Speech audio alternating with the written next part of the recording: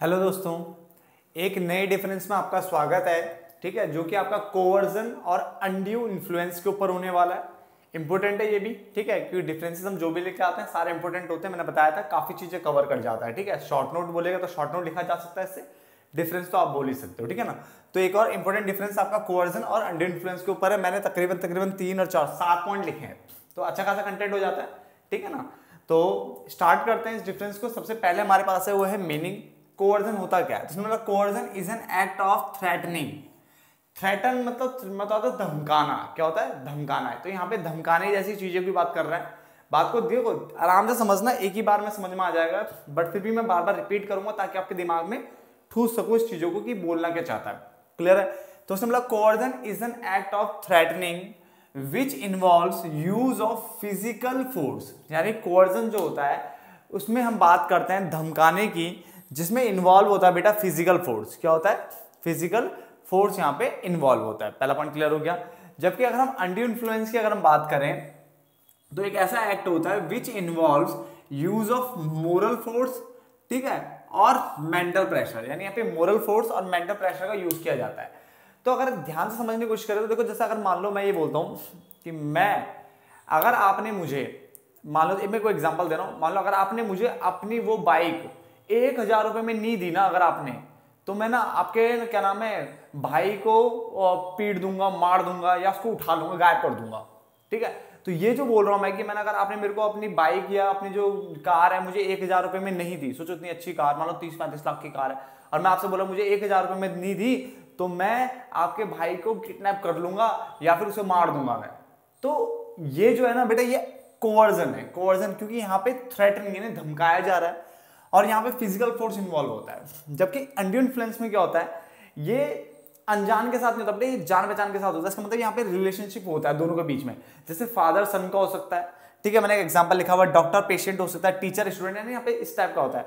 और ये अगर आपको फोर्स देना है, जैसे इसमें मान लो टीचर, तूने अगर ऐसा नहीं किया ना फिर ऐसा ये कर दूंगा वो कर दूंगा, समथिंग दिस दैट रहता है। तो ये जो पोर्शन है ना, ये जो आता है ये आपके अंदर आता है अनड्यू इन्फ्लुएंस के अंदर। समझ में आया?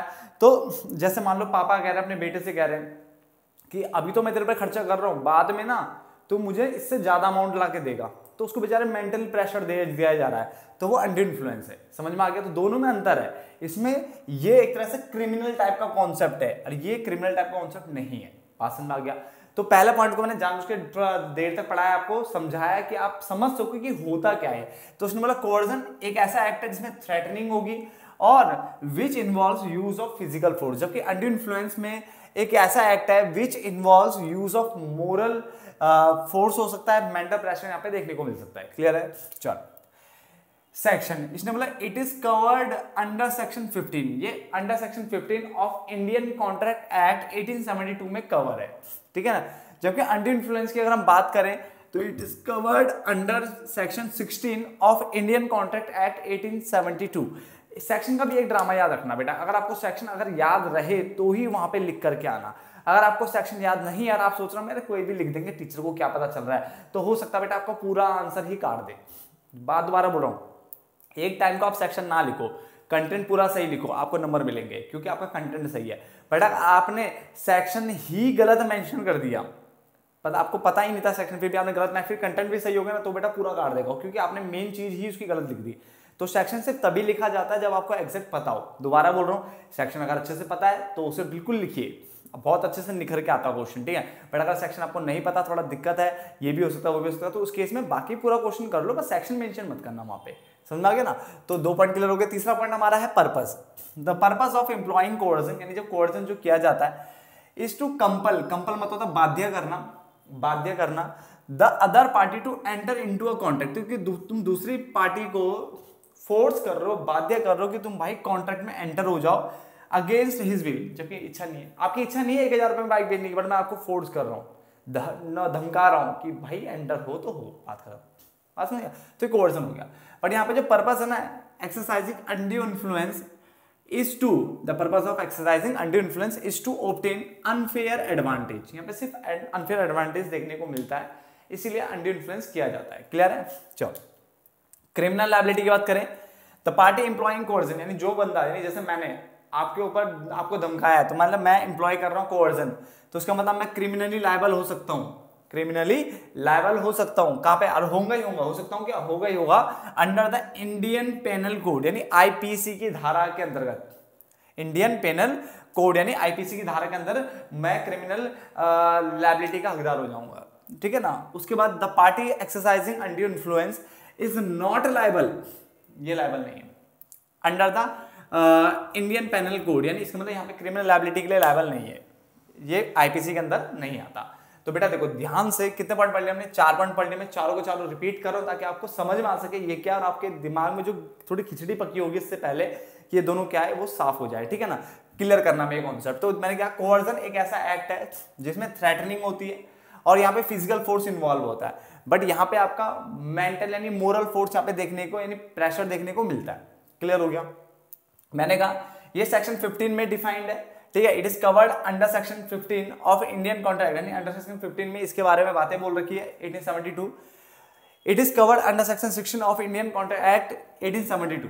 क्लियर हो गया? देन मैंने कहा पर्पस ऑफ एम्प्लॉइंग कोवर्जन, यानी कोवर्जन जो किया जाता है is to compel the other party, दूसरी पार्टी को कंपल कर रहे हैं, बाध्य कर रहे हैं टू एंटर इनटू कॉन्ट्रैक्ट, कि आप कॉन्ट्रैक्ट में एंटर होइए अगेंस्ट हिज विल, आपकी इच्छा है नहीं मुझे मतलब नहीं, आपको होना पड़ेगा, बात खत्म, ठीक है। The purpose of exercising under influence, अगर आप अंडर इन्फ्लुएंस एक्सरसाइज कर रहे हो तो उसका मेन मोटिव होता है बेटा अनफेयर एडवांटेज गेन करना, ठीक है ना, डोमिनेट करना एक तरह से दूसरे के ऊपर। क्रिमिनल लायबिलिटी, बेटा यहाँ पे क्रिमिनल लायबिलिटी होती है अंडर आईपीसी की धारा के अंतर्गत, यानी इंडियन पेनल कोड में क्रिमिनल लायबिलिटी देखने को मिलेगी यहाँ पे, बट यहाँ पे ऐसा कोई क्रिमिनल लायबिलिटी वाला कॉन्सेप्ट नहीं है। आगे रिलेशनशिप, यहाँ पे रिलेशनशिप जो है नेसेसरी नहीं है, हो भी सकता है नहीं भी हो सकता, तो नेसेसरी लिखा है, the relationship between parties is not necessary, third party आके भी धमका सकती है, ठीक है ना। But the act of undue influence is done only when, ये तभी किया जाता है the parties to the contract are in relationship, यानी यहाँ पे रिलेशनशिप नहीं था, यहाँ पे रिलेशनशिप है, जैसे doctor patient, teacher student, father son, इस टाइप का आपको रिलेशन यहाँ पे देखने को मिल सकता है। क्लियर हो गया ना? देन आगे बढ़ते हैं, पार्टीज की बात करें तो coercion may be employed by any person, देखो यहाँ पे लिखा ना कोई भी बंदा इसको कर सकता है। डरा धमकाना तो भाई आजकल तो बच्चे बच्चे डराते हैं, तो ये क्या बड़ी बात है ना, तो एनी पर्सन लिखा है। सिमिलरली बच्चे मतलब यहाँ पे माइनर नहीं है, बड़े क्या करो, मतलब एग्जाम्पल फॉर्म में बोलो कि कोई भी थर्ड पार्टी, जरूरी नहीं आपकी जान पहचान का, मेरा मतलब ये जरूरी नहीं जान पहचान को, बाहर का बंदा भी आपको डरा सकता है, तो एनी पर्सन लिखा है। Similarly coercion may be directed against any person, और ये किसी भी पर्सन के अगेंस्ट कर सकते हैं, ठीक है, यूज होता है। आगे अनड्यू इन्फ्लुएंस की अगर हम बात करें, इज ऑलवेज एक्सरसाइज बिटवीन, ये तभी होता है जो पार्टीज आपस में कॉन्ट्रैक्ट में, यानी between the parties to the contract, यानी जो रिलेशनशिप में होता है ना उनके बीच में ये एक्सरसाइज होता है, ठीक है ना। आगे एनफोर्सेबिलिटी की अगर हम बात करें तो द कॉन्ट्रैक्ट इज वॉइडेबल, ठीक है। अब आप बोलोगे वॉइडेबल क्या होता है, देखो मैंने इससे पहले ही मैंने डिफेंस सेक्शन में चले जाओ तो थोड़ा आगे जाए, तो थोड़ा नीचे चले जाओ तो आपको मिल जाएगी वॉइड और ये वॉइडेबल में अंतर क्या होता है, मैंने बहुत अच्छा अंतर वहां पे डाला हुआ आपके लिए। क्लियर है? तो उसने बोला the contract is voidable, contract voidable होगा, ठीक है ना, at the option of aggrieved party. Aggrieved मतलब होता है पीड़ित, यानी बेचारे जिसके साथ मतलब गलत हुआ है, जैसे मैंने आपके साथ गलत किया तो आपके पास ऑप्शन है कि आप इस कॉन्ट्रैक्ट को वॉइडेबल कर सकते हो, जो कि पहले तक वैलिड था, अब क्या हो जाएगा, वॉइड हो जाएगा, ठीक है ना। तो यहाँ पे एग्रीव्ड पार्टी के ऑप्शन पर ये कॉन्ट्रैक्ट क्या हो जाएगा, वॉइडेबल रहेगा, क्या रहेगा, वॉइडेबल होगा। और the contract is either voidable, यहां पे तो भाई कॉन्ट्रैक्ट या तो वॉइडेबल होगा, और द कोर्ट में सेट असाइड इट, या कोर्ट इसको बोलेगा भाई खत्म करो, कैंसिल करो, उसको निकालो यहां से, कोर्ट इसको बाहर फेंक सकता है, ठीक है ना। और एनफोर्स इट, या बोल सकता है कोई नहीं लागू कर दो, चलेगा, चलने दो जैसे चल रहा है, ठीक है, it in a modified form, बस थोड़ा मॉडिफिकेशन कर देगा और बोलेगा चलने दो।